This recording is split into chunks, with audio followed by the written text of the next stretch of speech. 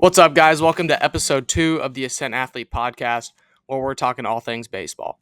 In today's episode, me and Scott Lawler are going to dive deep into the differences of catching over the past 20 years. Some people don't even know how to hold the glove right. Let's get right into the conversation and get after it.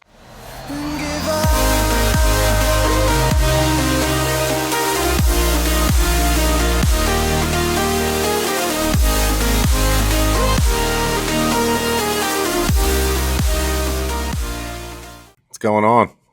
How you doing? Good. You ready? You ready to hop right into this? Good to be back. Hell yeah, let's do it. Yeah, let's do it. Good to be back. Good to be back. So when we look at catching, catching is a position in baseball that has changed the most visually in the last 20 years. With the way guys receive, with the way guys block, with the way guys set up. So let's dive into that. Why do you think some of that's changed? What have you noticed that's changed? How do you feel about it? It's definitely been an adjustment for me as a coach. The old days, it was you didn't go down on a knee. They were the lazy kid who started when he was little, and he would sit on a knee and he would complain about, my hips hurt or my back hurts or whatever. So they would catch from one knee down, and the kid could usually hit. So they let him get away with it, and it's usually one of the bigger kids on the field. So that's the way I saw it. And then it was taboo for a long time to be down on one knee. Now, Tony Pena back in the day changed it. Benito Santiago had some crazy stances coming up, but those were one-off types of guys, and they weren't the norm. So, yeah, things have evolved tremendously, and it's taken me a while to understand it. And I get it now, but I think there's a process here of how it needs to be taught. Absolutely. There's definitely a progression for it. I personally caught with one knee down for a lot of my career, especially when I started playing professionally. But that's not to say that I didn't learn how to do it with two knees off the ground first. Never did it in junior college. Very rarely did it at my Division I school. Didn't really start getting into the one knee down stuff consistently until, again, I was catching professionally. A big reason for that is, one, the quality of the pitcher, and two, what's important and what we're trying to accomplish behind the dish at different levels. So I think the best way for me to put it is, why do we see so many catchers transitioning down to a knee down stance? For example, if you look in the big leagues right now, there's only one catcher that never catches from a knee down stance, and that's Kyle Higashioka. Kyle, I don't know. I'm butchering. Well done. He nailed that. I butchered his name. He catches for the Padres. He used to catch for the Yankees. Great catcher. But he's the only guy that doesn't catch from a knee down. Part of the reason for that is he is freakishly mobile. I mean, that dude is able to get very, very low in the zone. He's able to get his glove down there. He's able to present the ball well without having any blockage or constrictions, and present the ball without an issue. So when you look at why knee down stances are coming into play, we're getting into essentially, again, some of the sabermetrics of the game, some of the nuances of catching, some of the newer age thinking of the game, where we're trying to impact the game directly every pitch is the reason essentially for the knee down stance.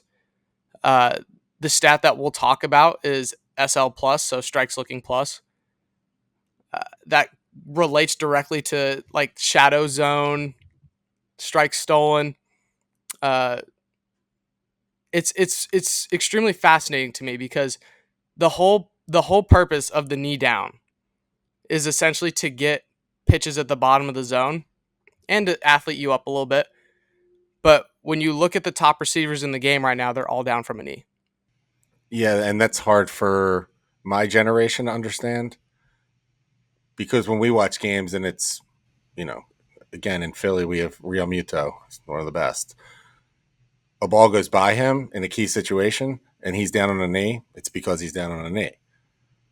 And that's all our generation sees. It's why is he down? He should be up. He can't block out of that stance. But the analytics control the game in a way because they're result driven and we can put numbers behind it and it shows more wins come because more strikes are stolen and it's just the way it is. And I get it. I get it. But it is hard to watch as a coach and a player who didn't grow up in that generation. You know, we didn't even put one knee down with less than two strikes and nobody on. I think back in the day it was probably the Yankees in the late '90s where his stance was a little unique with the way he got down and stood real tall with his torso, but he was never knee down. It was just a little bit more unique base to get himself lower to create a more erect torso to, in theory, create a bigger strike zone. And this is part of the process of when I used to teach to our college guys, it was always if you could generally catch the ball within the body of the catcher, it was generally a strike. And that was also the era of some of the bigger catchers in history when you had like Charles Johnson and Mike Piazza and more offensive guys, although Johnson could really throw. But those guys were really big dudes. I was a bigger catcher, so a number two stance or an action stance back in the day was very uncomfortable and hard to get into because you still have to get the low pitch. So a bigger catcher with longer legs would have to have a more horizontal back to where it was more this way, which created a very, I wouldn't say athletic position. You were kind of locked in, which made it harder to block. So God, if you had the guy throwing 95 out there who wasn't kind of dialed in, it was going to be a long day. So, you know, that's my experience with it. And I've seen the evolution of the game and at that position. So it's cool. I think catching a lot of the catching keys are almost gate kept a little bit in the game. You and I have had conversations about when we learned how to hold the glove properly. Uh, and that's crazy to me. Like, why isn't that taught more? That's such a basic thing. And then you get kids watching that these big leaguers are going from a knee and they want to do it immediately and they have no idea how to do it. They're just looking at it going, I can do that. I can get on a knee and do it. There's a process to it, right? There's catching is probably one of the most nuanced positions in the game. It is the most nuanced position in the game. There's so many intricacies of it. There's so many things you have to look at pitch by pitch. There's so many things that change pitch to pitch. I personally loved the knee down stances because it made me more cerebral.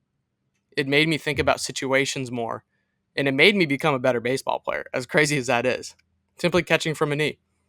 Because I would have to think very strategically about what stance I chose. So, for example, if I have a guy spotting up on the outside corner, I may want to choose a left knee down stance so I can angle my body a touch. Or if he's spotting up on the inside corner, I may want to choose a left knee down stance so I can free up my left elbow a little bit so I can get a little bit more room to move. If I have a speed guy on first base, I may want to get into a right knee down stance because I know I throw better from a right knee down stance. If I have a runner on third base with two outs and it's a tie ball game and I just called an 0-2 slider in the dirt, I may want to be in two knees up because that ball's not going to get by me. It made me become more of a cerebral player in terms of I was way more aware of the situations around me to execute what I wanted to execute. And I think the part of this is you didn't learn the one knee down till what? Northern Colorado? Right. I didn't start doing it until actually it was at my senior summer. I started doing it. I was in the Northwoods and my legs were just cash, and I was like, I got to learn how to catch from a knee down, and it was life changing. Well, I was going to say, I think one of the biggest things for catchers is it'll extend careers, and it'll actually make them more offensive. Because we look at our travel ball teams now, and it's like you could have a kid catching 4 games in a weekend, and that kid sometimes can be your better hitter, and he's exhausted by the championship, and you're relying on him. But now with the one knee down, I think it's good all around if it's taught right.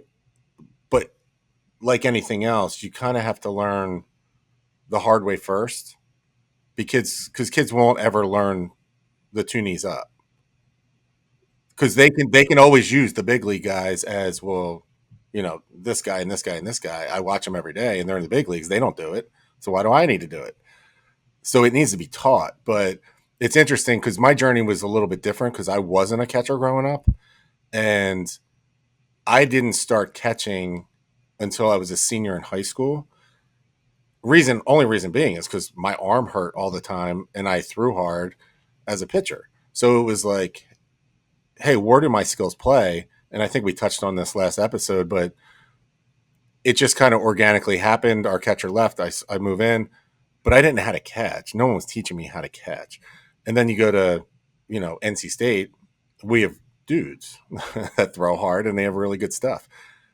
So I would go and have to catch like in fall ball.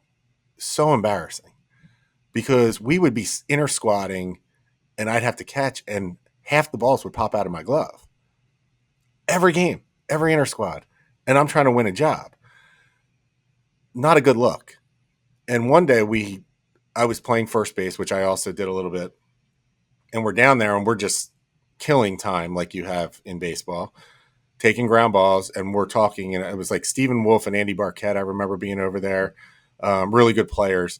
And one of them was like, "How do you wear your glove?" I think it was Wolf, and I was like, "This Sal," and they're like, "Wait, you don't put two fingers down in the pinky?" And I was like, "No." And they're like, "Why?" I was like, "I don't know." Just the way I picked up a glove when I was 4 years old and just started wearing it that way. So I started to where it became more, if you're watching, like more of a claw feel where I shifted every finger down at first and behind the plate. And it was like magic because I was creating a bigger pocket.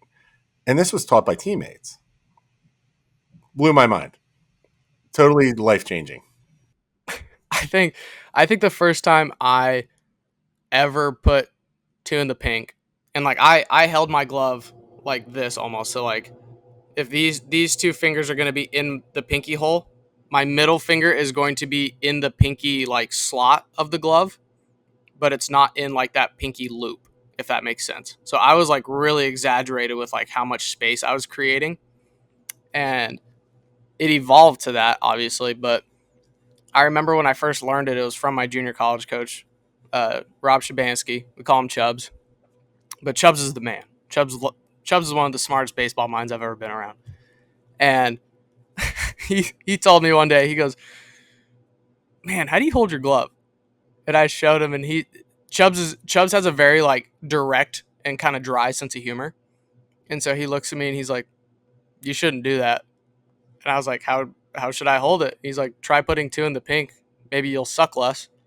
I was just like, "All right, sounds good." And I did suck a little bit less when I put two in the pink like that. It was comical. It's crazy what opening up the glove does for you. Creating a pocket with your hand. I've even heard some guys talk about two in the ring finger, where it's almost like this kind of deal. Just again, same concept to create a little bit more of a pocket. It opens it up, and if you're comfortable catching with your hand straight up in the glove, like keep doing it, I guess. But just understand that there's different outlets for you to try new things, to wear your glove differently to potentially receive a better result. And I think the other thing is, well, one, we got a little lucky that those conversations happened. We're also very privileged here at Ascent because we get to train kids at a super young age to have that conversation at 7 or 8 years old. Um, but I got away with high school catching, just wearing the glove normally because we did not have hard throwers with electric stuff. This stuff is like where you need to be on point when the game elevates. Because if that conversation didn't happen, I probably would end up just being a first baseman and trying to play some third or whatever. Because if you can't catch the ball as a catcher, what good are you? You're no good. which which I think transitions perfectly into my next point with all of these new age catching tricks, right? With how we're trying to frame pitches, how we're trying to set up to frame pitches, the kickstand stance, all of these new nuances of catching. There is one thing that will always be incredibly important, if not the most important thing in catching, and that's pocketing the baseball. Pocketing the baseball, and I got a great story about how I learned how to pocket the baseball. I was I was a junior in college. I was at University of Northern Colorado. I was or it might have been my senior year, honestly. But I was fresh off a Buster Posey nominee. I was fresh off of a Division1Baseball.com top 50 catcher, and I was feeling myself.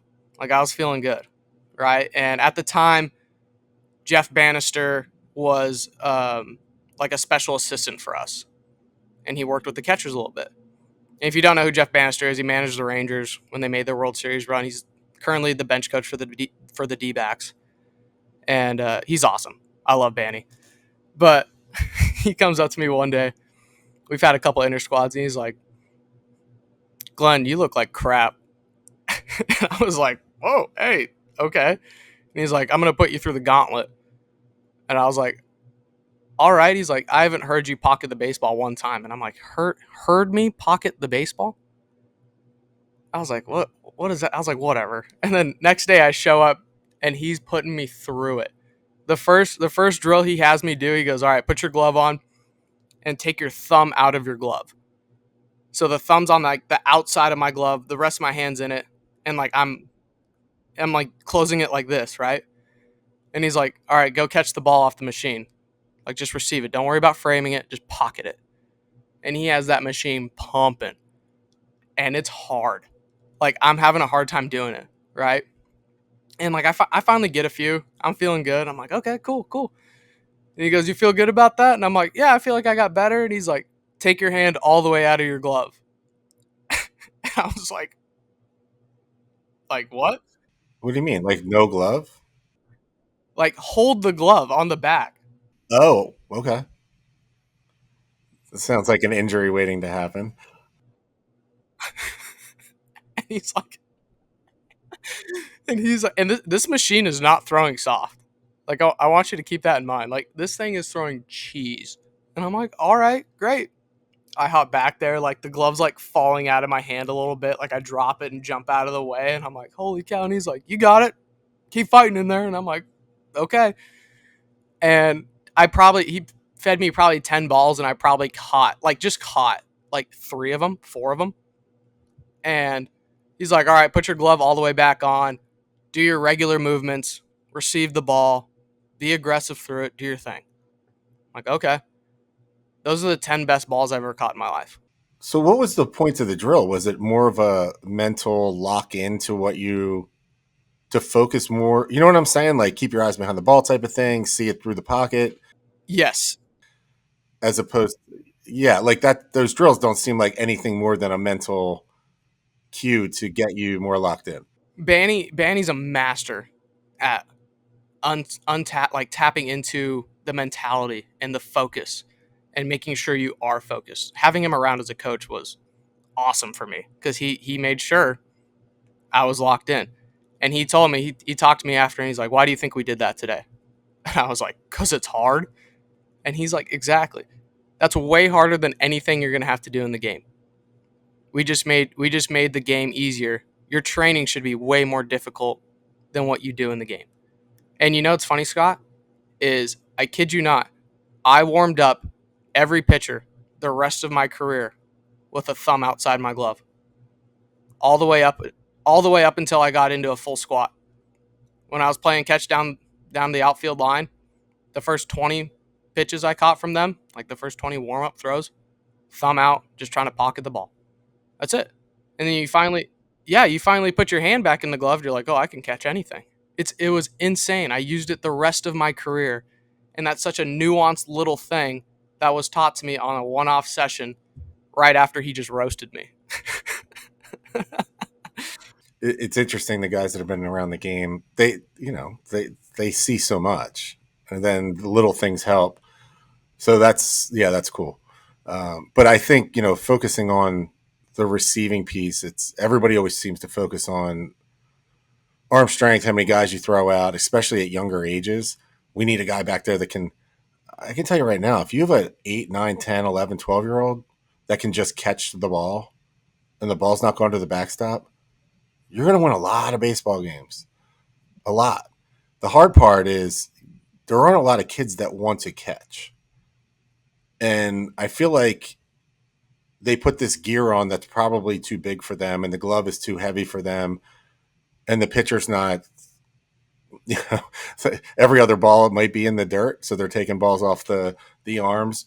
But if it was taught more properly at a younger age, there would be more catchers. Absolutely. And I think when you look at developing catchers, so where I'm at right now in my life, in my quote unquote catching career, right? I'm coaching now. And you have to look at it partially, you have to look at it as there's three buckets. And that's receiving, blocking, throwing. Most catchers are going to be, especially depending on what level you're at, most catchers are going to be good at one bucket. So, like your varsity high school baseball catcher, they're going to have some solid skills in one bucket. Not necessarily meaning they're elite in that bucket, but they're going to have a good baseline there. It's building those other buckets. And even if you look at big league catchers, a lot of them are really good at two of the buckets. They're elite at one of them, they're good at two of them. A third can kind of be not as good, especially for the big league level, like by their standard. The elite guys are pretty solid at all three, so building those buckets and kind of understanding how to develop the bucket isn't always going to be let's make you elite at it. It's more let's make you serviceable at it so that your elite bucket is still highlighted. It's the same way with hitting, right? Like I'm not going to take a backside singles hitter and that's a really high bat to ball skill guy that doesn't strike out a lot, like a Luis Ariz, right? I'm not going to take him and try to change his approach of like, dude, you need to hit pull side jacks. That's not his game. That's not his approach. It's the same. It's the same thing with catching, just a little bit more condensed. It's a little more simple than that. Mainly because there's really only three buckets that you can be good at, right? And like pitch calling, game management, all that stuff is incredibly important and something that every catcher should be pretty well developed at, especially at higher levels. But those three main buckets, every one of them, every catcher out there is going to be pretty solid at one of those buckets, and it's how we develop the other two. Let me ask you something. Have you ever thought about a correlation to catchers that struggle receiving, meaning like higher numbers of pass balls, to swing and miss rates as hitters? Um, yeah, potentially. I think I think again a lot of like that pass ballness that happens in catching. Some of it is we're skipping steps in the development of catchers where we're moving straight into the big movement patterns of what receiving has become and not so much hey, let's just focus on pocketing the baseball, like let's control the baseball before we move the baseball. Uh, and I think a lot of that can kind of translate back into the swing and miss at the plate where we don't put barrel accuracy at the premium that it should be all the time and we get that swing and miss sometimes, right? And again, there's different buckets. Like if you're in here and you're swinging 80 miles an hour, um, barrel accuracy will be a part of your training for sure because like if you square that ball up, it's gone.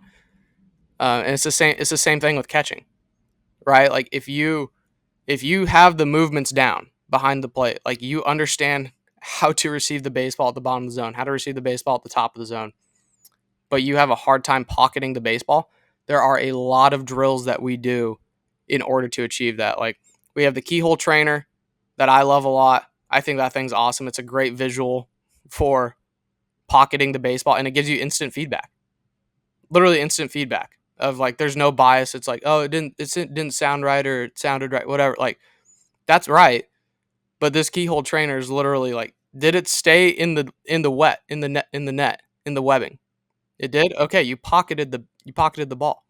The other thing I love doing, and I did it with Thomas yesterday, and I do it with all the catchers in here, and I think it's hilarious to do. It's my favorite thing to do with the catchers. is when we do a receiving day, I put the smash factor balls through just a junior hack on like a pretty high heater. And smash factor balls are a little bit lighter. They're softer. They spin more than a regular baseball. So if you don't catch it perfectly, that thing shoots right out. And it's hilarious to watch the first time guys do it and just watch these balls just pow, pow, pow. They're shooting all over the place. Half the balls roll all the way back to me at the end of the cage because it's more challenging, right? And then all of a sudden they go catch a regular baseball and it's easier. So it always goes back to that concept that Banny taught me where you have to make your practice harder than what you're doing in the game. Yeah. But you know, the thing with the receiving piece, it's just so critical. It's so critical, and I don't think it's worked on enough. And the beauty of it is I feel like pitching machines where catchers started using them were kind of in the '90s a little bit. Like the pitching machine was always just for batting practice and not so much in other positions. But having that and being able to see higher velocities now, and you know, you're talking about drills and different baseballs and all this stuff. It's just more enhanced. So it's great. And it's tremendous for the development of the position. I mean, the pitching machine for catchers for me is like gold in so many ways. Yeah, for sure. And I think one of the things, especially when talking about receiving, and I'll dive back into the SL plus saber metric. So all SL plus is an expected strike versus if it was actually called a strike. That's all it is. So if we're receiving the baseball and we're missing strikes that are expected to be called strikes, there's some sort of fundamental breakdown that's happening in our receiving pattern, whatever that may be. We're missing something somewhere because there's a breakdown in how we're receiving the baseball, whether that's the movement pattern, whether that's how we're controlling the baseball post catch, whatever it may be. But that's the end result of all this little things that build up to it, right? Like if you can't catch the baseball, how are you going to steal a strike? We're skipping steps here. 100%. Correct. So I love the SL plus stat. If you look at it on like Savant, it's really easy to read. 100's average. Anything in baseball with the metric numbers, if there's a plus after it, 100 is league average, and obviously that can fluctuate year to year. And you know, the other thing that's pretty wild is guys, you know, back in the day, it was the catcher hits eighth and they're good defensively, and that's why they're there and go hit 220. And then we went to the more offensive explosion of catchers of, hey, just go hit. And now I feel like we're back to, because of the technology, a little bit of like some of the guys, the high school, college guys, are moving up draft boards a little bit because they're so good at it. And it's like, and it's wild. Like, you know, I wouldn't say average because these kids are really good players, but they're not the best offensive guys in college baseball, but they steal the most strikes. Therefore, that holds more value to a pro organization, which in turn will get them more money and a higher draft slot. It's cool to see for the position.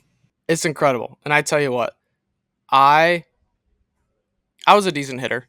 Like I'm not gonna say I was bad, but in my college team, I was didn't really hit below 5. I was always in that 3, 4, 5 spot. When I got to pro ball, I was like 7, 8, 6, 7, 8, and I knew my job. Like it was explicitly told to me, your job is to go manage the game, manage the staff, steal strikes, and throw everybody out. Right. So when I talk specifically about like my buckets, my best bucket was throwing guys out. And then I later developed the block and receive stuff. I was a catch and throw guy.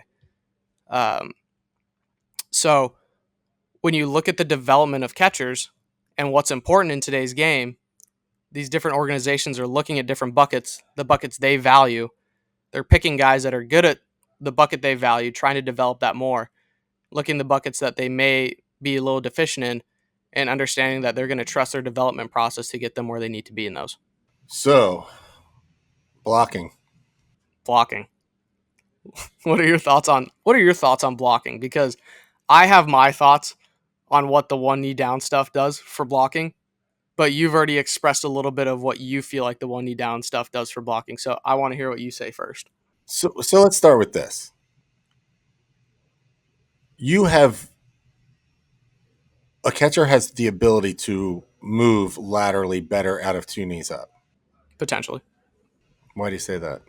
Because lateral movement is important, but it's not everything. So again, it depends on the age of the kid. Correct. If you went down and you got in your stance with two knees up, you could move left or right equally as well with one knee down. If I said you need to slide to your right or your left, max distance as in your out of your stance, you could do that the same way. Max distance left or right out of one knee down. I could get I could get to my end range in a strategic way. Yes. We're gonna go through that later. I want to say it. I believe I could. So I want to say it. I'll tell you what. I tell you what. Are you okay? I'll give you this. You will have a little bit more end range on the two knees up. I get that. I'm not here to fight that, right? Like that's fine.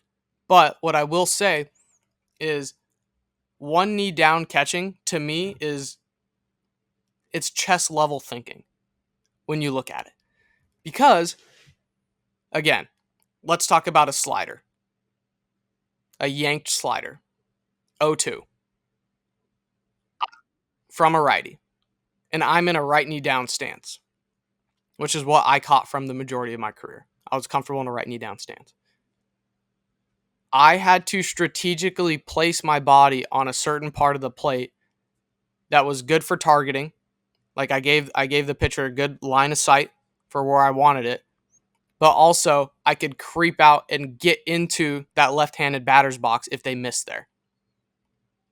Whereas in the two knees up, it was a little less thinking behind it. It was more just kind of go do it, where I could set up more middle. This is where I want it. If he misses over there, I was fine. So here's kind of how I balance it out. And here's kind of my true take on it. The right knee down, left knee down catching styles are going to be good for receiving, throwing, and blocking pitches that are reasonable to block. Okay. If that pitch is like an errant wild pitch, like, yeah, you're going to have to go make a plus play. You're probably going to have to try to backhand it. But at the end of the day, that errant wild pitch from two knees up, like, you're going to have to make a plus play like that anyway. You're going to have to jump out, hopefully get a body part on it, and block it anyway. Like, would you rather have your entire body be late, maybe bounce off, whatever, like it's still runner, still moving up? Or would you rather have a potential to backhand the ball and just catch it, and you make such a plus play that that runner's like, oh, I got it, like I'm going, and then you throw him out? I think. Well, so Tom, either way, and the way I've always taught catching is glove goes first. So glove gets to a spot and the body follows. 100%. Yeah. So it's not that different. It's just a little riskier because I can't come up with a better word. It's a little more trusting of the pitcher because I think with this I don't like one knee down does not play for me. Man, I would probably even say like eighth grade and down with runners on or where you're going to need to block or throw just because I see so much of it and the pitching is drastically wild. You may have your one kid that you can get away with it in a key moment, but I can't tell you. I go to these travel tournaments and it's like, whoa, how many balls? Even into the high school, there's some really good pitchers around here, and I got to see some really good guys. But some days they just don't have it.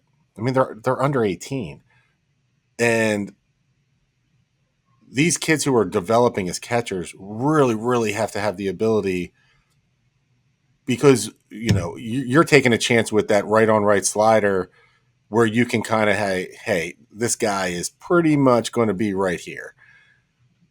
And youth wise, we just have to develop the full catcher. And I think where I'm at, and we talk about this all the time, within the Ascent building, it's like this plan of foundational stuff that a kid needs to be able to do: catch the ball, be able to get into an action stance, be able to block out of that stance, throw out of that stance. And then, you are mixing in the one knee down, the all the stuff, and then doing all those movements out of a completely different stance, right? And it could be multiple stance because it could be right knee down or left knee down. And that's an adjustment. So I think, we do, and you're the catching guy, do a really good job of introducing things at the right time. So it has to be spoon fed. It can't be, hey guys, we're going to work on this, this, this, and it's craziness because you don't even have one stance down to then move to a second. But I think when you introduce this stuff, and I see you doing it, it seems like more of our advanced high schoolish catchers in a way. Um, you're focusing on the next step that they don't do because they haven't been taught it. And there's a system to this one knee down. It's not a lazy thing. So I don't want this to come across like there's no value here. There's tremendous value, even though I'm an old school guy. It's a whole new level of catching, and I also want to say you're totally right in a lot of ways. I would never teach one knee down to an eighth grader. It's too much. Like they have too much to learn on the basics before we get into the advanced stuff, right? And there's even guys in here that I wouldn't really mess around with a whole lot on the one knee down stuff that are more advanced, right? So even the guy that I just trained before he went off to summer ball, Jake Ambrosio, very, very hypermobile guy. Like has a lot of characteristics of Higgy, the guy I talked about earlier for the Padres. Gets into that really deep squat, really wide. Like he has that hip mobility. He has that ankle flexion. He's able to move really well side to side down there, and he's able to move really well vertically down. Like he up, down, whatever. Like he's good in that two knee up stance. And I asked him, I was like, "Are you interested in trying to do some of the one knee down stuff?" And he was like, "Honestly, my pitchers aren't there yet." Which to me was like, green flag. Like he's starting to understand some of the nuances of catching. Catching is such a servitude position. You're a leader, but you're leading by service. Which is why I think I loved it so much. It was you had to be there for the guys, but you're controlling everything. It's the pitcher's game to throw, but you're calling it. You're helping him, right? So how incredible is it that we get to look a little deeper into a lot of these intricacies, and we get to decide, okay, like this may be a good fit for this guy, or this isn't a good fit for this guy yet because he's just not there and his pitchers aren't there yet. Right. He's a good one too. He's a hard worker. Oh, dude, there was a lot of days I had to tone him back. I had to tone him back. He came in throwing like I think his eval pop time with me was like a 208. He ended up the last pop time he had me with me was a 1.9 flat, which was just awesome. Like it was really cool to see his progression and watch him work. Yeah, that's the other thing. It's back in the day. It was only the only thing we ever had as a KPI was a stopwatch, and everything else was that guy's got a good arm. You know what I mean? Like there was nobody putting radar guns on catchers back then. It was literally like, are you under a two? Or are you 2-1? What are you? And I think there's more obviously attention now with KPIs on catchers, but I think that needs to be understood as well because you have your showcase guys, and then you have your in game guys, and it's vastly different. Correct. So the KPIs that I track here at Ascent for our catchers, it's almost impossible for me to track some sort of KPI receiving and blocking wise because it's not a game time situation, right? Like I don't have the benefit of going out to every single game, tracking every strike they stole, or blocking every ball, or having a plus block or having a plus play. Like I don't have that luxury. But what I am able to track is pop time and exchange time. I use that. I do it through an app called just the Pop Time app. I put every guy through that app, so I'm keeping the interface consistent, right? And how I essentially train catchers to get better at that is you just need to be more efficient. And I think that's the craziest thing about catchers right now in the game right now is there is so many nuances to catching. But when we talk specifically about the different KPIs I track here at Ascent, I always look at exchange time, pop time, right? Like I don't have the luxury of going out to a game or even having some sort of ABS system where I can see if they stole a strike or if they lost a strike. Like I don't have that luxury or if they made a plus block. Like I don't get to go out to every single game to track that. But in house, we do have, you know, a full distance throwdown length to second base. And I get to track exchange time and pop time. And it's really cool to watch kind of how those ratios level themselves out in a lot of ways. Where, so even take Ambrosio, for example, right? He had a really, really, really good exchange time. Like right when he came in, he was like, get it out. But he was still like a 208. So for me, I had to look at why is that happening and kind of work backwards from there of, okay, let's make you efficient on the exchange time. So maybe if we add a little bit time, like that's okay. Make it efficient so that you can get your best throw off with your best velocity and kind of work backwards from there.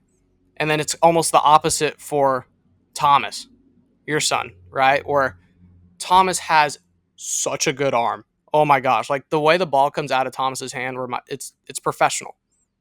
You know, he throws the ball 80 miles an hour plus down to second base. Like that's a professional grade arm.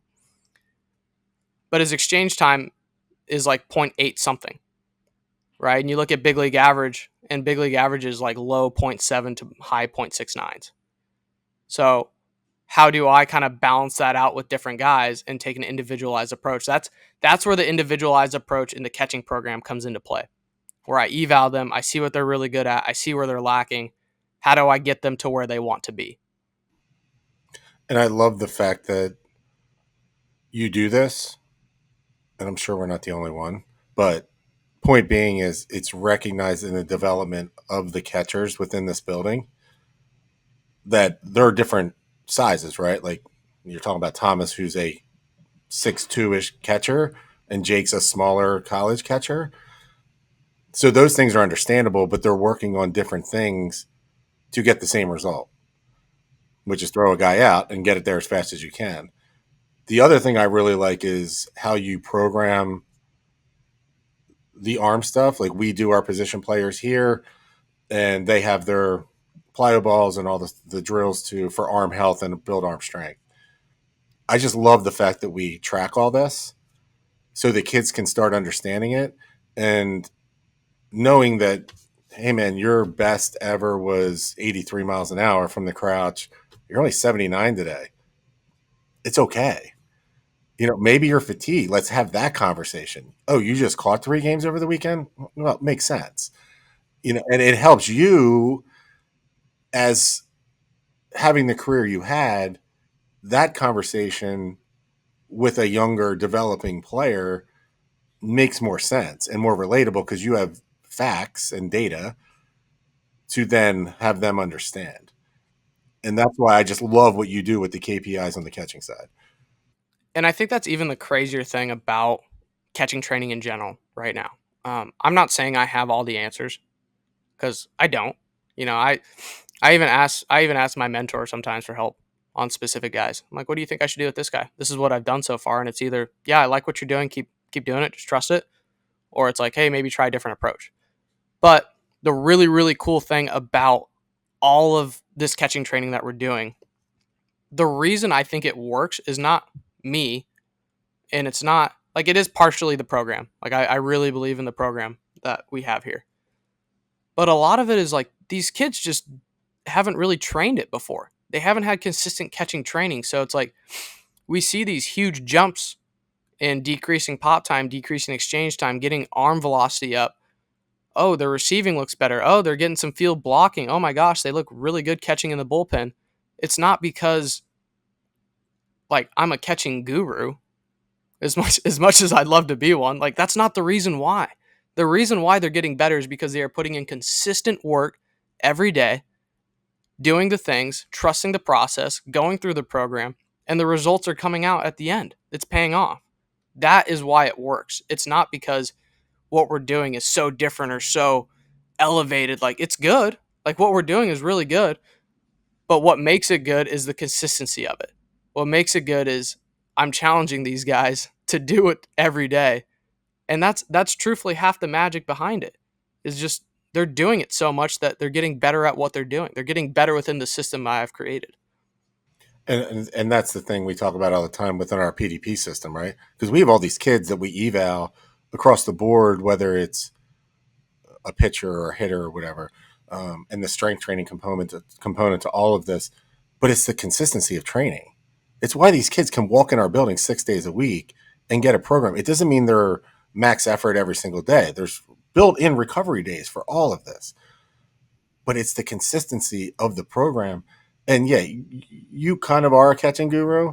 So I will say that because you cover everything and like literally you're fine tuning pretty good players, right?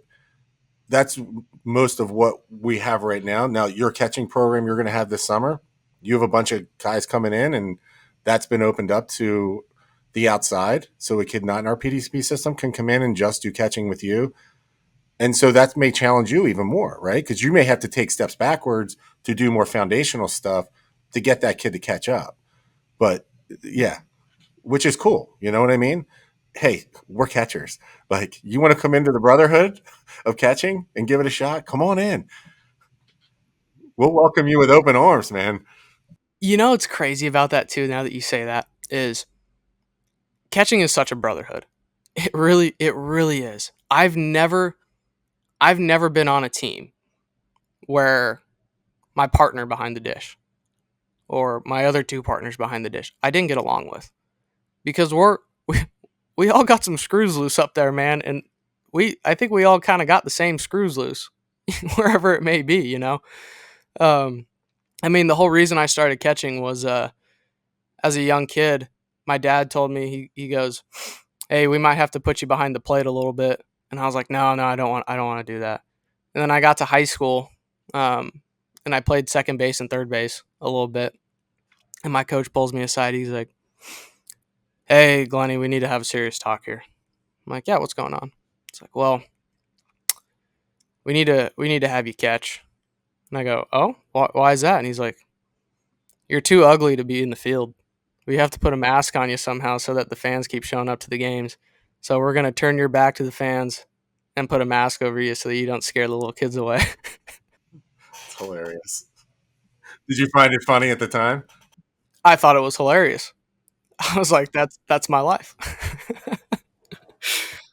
Yeah, it's so interesting how many like middle infield guys turn into catchers because they usually all have good hands and feet, and it's like that big fish little pond thing where these kids all grow up playing shortstop. I'm a shortstop. I'm not a catcher. I'm only a shortstop.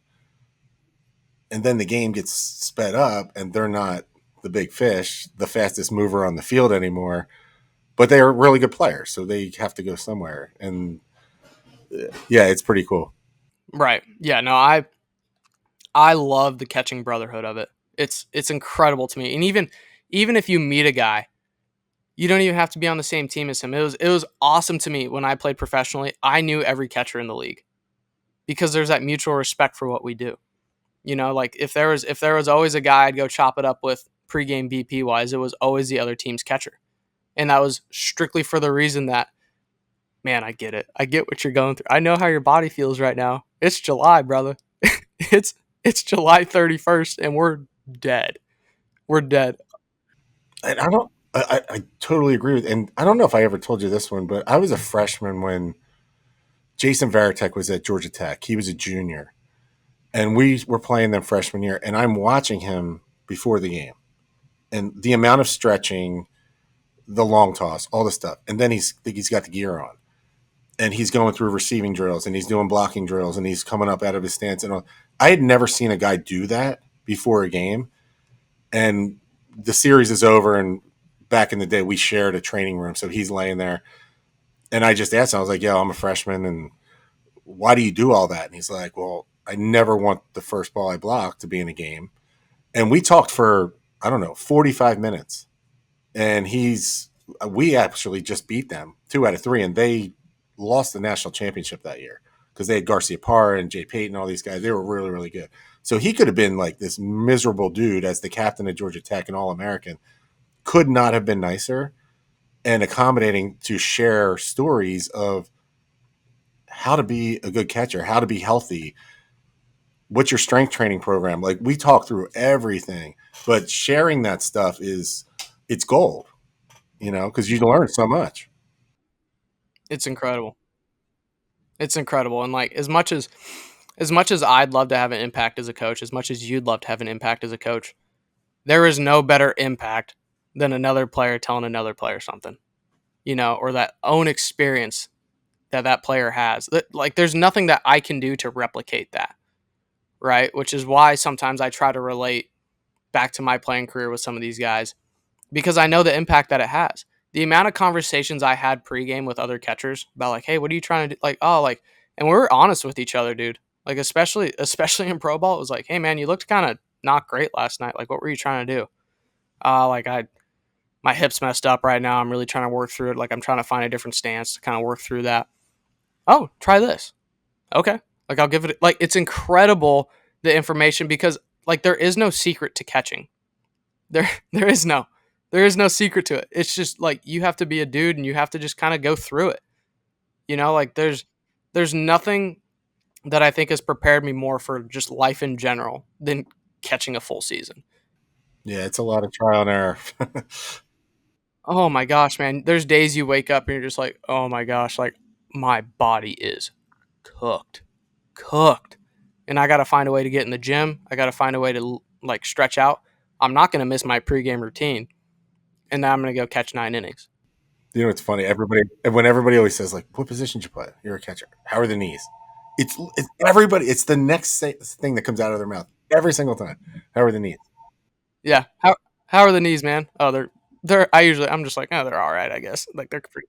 My knees are right. My back hurts. My shoulder hurts. Like, yeah, knees are good. Yes. Yeah. Everything's on fire. Always. It's been on fire for years. um, I think another really cool thing for us to talk about, just with some of these nuances and these different catcher conversations that we're having, is the ability to pitch call. So pitch calling is something that I think is losing touch a little bit in today's game. Um, how did you learn how to call a game? How did you learn how to manage a staff? When I was in college, high school, we called our own because there's no scouting reports back then. In college, I felt like we shared it. When I was coaching in college, I would give our catchers tendencies, and I think this is where things changed. The game became more advanced. The scouting reports became more robust. In college, kids are still going to class. There's not the time element that you have in pro ball to study that stuff. And so that's where the control factor comes in, right? And it's a college coach, their jobs are on the line, they have to win. The kids don't have enough time to dig into it. And then there's even more technology that comes out with these, the wristbands that show you the pitch. And I think Go Route has one. There's a couple of different companies that do it. And so it speeds the game up as well. So yeah, it's a kind of a lost art because I see again travel tournaments. It could be at 9 or 10 and the coaches are calling pitches. It's crazy. It's crazy. We don't do that here. We let our coaches call or our catchers call within our travel org because I think it's important that they can learn and develop, and then you can have the conversation about how did you try to set up, X hitter, who's their 3 guy, and this were his tendencies that we talked about, and which did you choose? But man, it's such a lost art. So I first learned how to call pitches by my man Rob Shabansky, Chubbs. Again, I can't speak highly enough of Chubbs. Like I worked for Chubbs as an assistant coach in my off seasons when I was still playing, but he's brilliant, and he's a brilliant coach. Honestly, he's probably one of the best coaches I've ever been around in my life. Like I want to be around him as much baseball as I possibly can. Um, but he did it perfectly. He said both years I was there, he goes, "You're gonna call the game until you prove you can't." And even when I proved I couldn't, he would pull me aside, and be like, "Okay." And again, Chubbs is real cut and dry and like straight to the point. He'd be like, "Okay, here's why you're a moron," and he'd and he'd go through it, right? And I'd be like, "Yeah, that was stupid." He's like, "All right, keep going." Like he never took it away from me. He never did. And the thing that Chubbs did that I'm actually going to do for our travel ball team this year. So if you play me, you got some inside information. But he would give dummy signs every pitch, and it would send other teams into frenzies about I got their signs, I got their signs, I got their signs. Like no, you don't. He's not giving me signs. And I told our catchers that this weekend. I'm like, hey, just look over every pitch. I'm going to give you something. Very rarely, like we'll have a hot sign for if like there's a situation that I think like I really want something. Like there'll be a hot sign.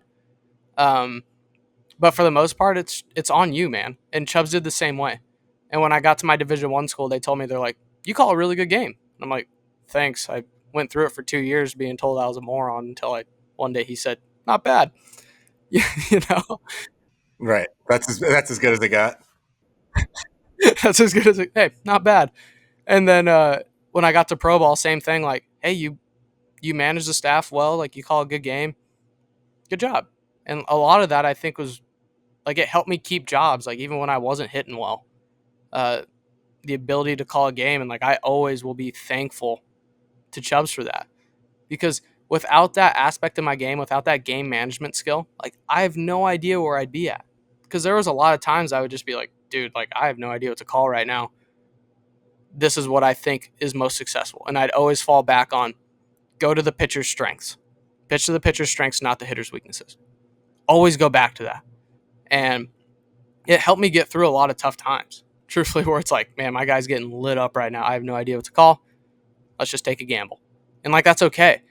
And you'd be hard pressed to know how many times, even in professional baseball, how many times I came in the dugout and my manager goes, "What are you doing? That was such a bad pitch call." And I'm like, "Dude, here's my reasoning behind it."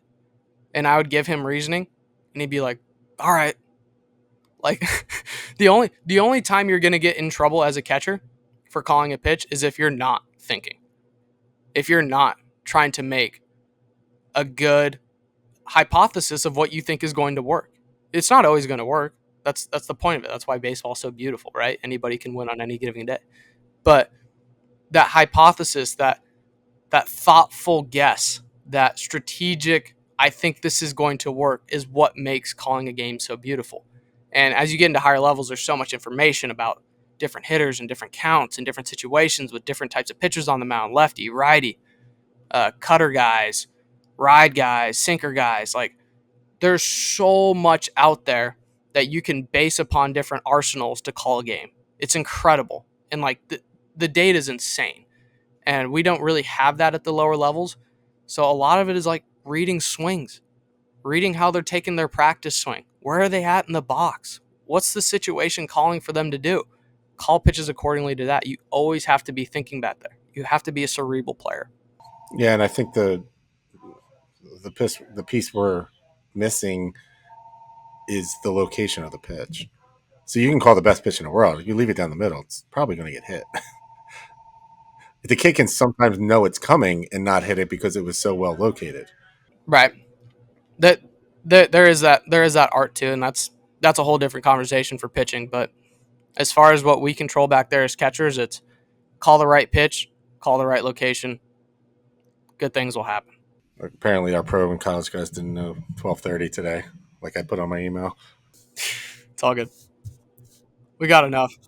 Thanks for tuning in, guys. We appreciate you. Join us next time. Thanks for watching. Give up.